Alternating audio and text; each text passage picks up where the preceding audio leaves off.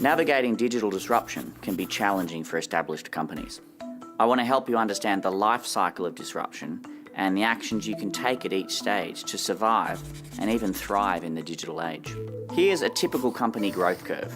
As the business matures, the early willingness to experiment gives way to standardization. It focuses on doing more of what works and generating consistent cash flow to support growth. But as we'll see, the strengths that help a company become an incumbent tend to become weaknesses when disruption hits. Disruption introduces a new business model that's at odds with your current one. At this early stage of disruption, you're struggling to figure out what's real and what's hype.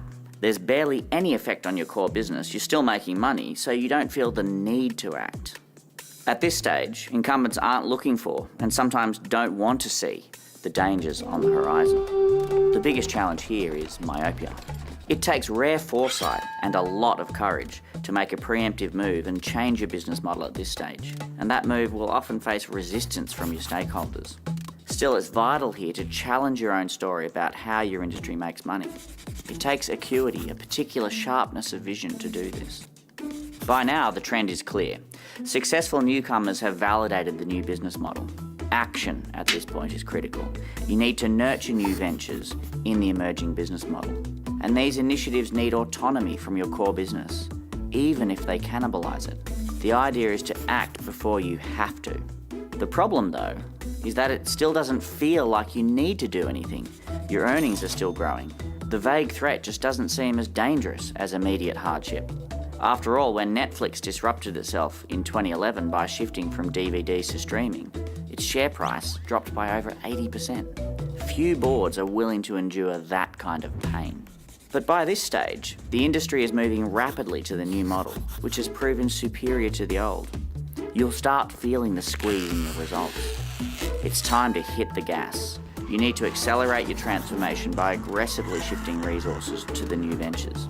Think of it as treating these new businesses like venture capital investments that only pay off if they scale rapidly, while the old ones are subject to a private equity style workout. Now that is an incredibly tough shift for incumbents to make, especially when the forces of disruption are reducing the overall cash flow available.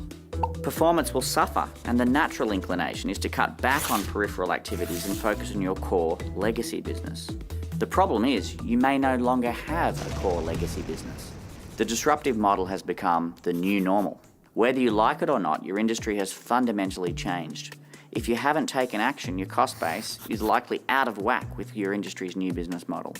Your earnings are diving, and you're poorly positioned to become a market leader. The only thing to do is adapt or exit the business, with the hard reality being that the glory days of your industry may be behind you. Now, that sounds gloomy, but the overall message here is positive. Companies that show foresight and a willingness to make bold moves before it's too late can emerge as winners. After all, no one ever won a race by standing still.